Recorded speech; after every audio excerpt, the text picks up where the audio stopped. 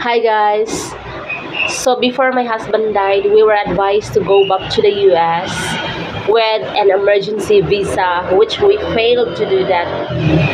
We were advised to have a rechargeable oxygen concentrator that is compatible for airplane, but we never got a chance to have it. And also, my husband didn't want to go back and live to the US because he already sold his house in there in Oregon, and he was very skinny. He was just 42 kilograms by the time that we were advised. It was getting worse, and his height was 5'9", and yet he was just 42 kilograms. He needs to gain weight with at least 7 to 10 pounds in order for him to be vaccinated with the flu vaccine and pneumonia. That is the pulmonologist advice for us to do that. He was taking Ensure milk though, and what's the other? NutriBest. But it's getting worse. Seems like his end is yet to come.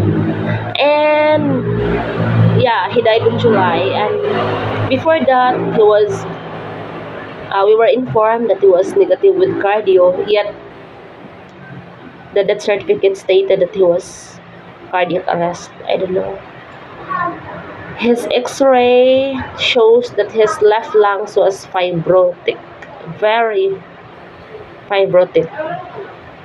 This was because of his job as a hydraulic maintenance in the Navy, the asbestos chemical exposure that kills him, and the medications that he's given by our pulmonologist was Symbicort, Rafihaler, 160 microgram, 2 puff, once in the morning and once in the evening. And after that, he needs to gargle with water so that he can avoid the mouth sore in it.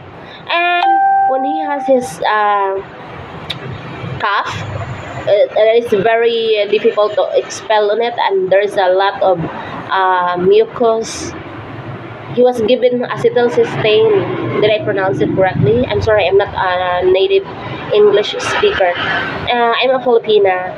And he was given a Flumocil that you're going to put in the water.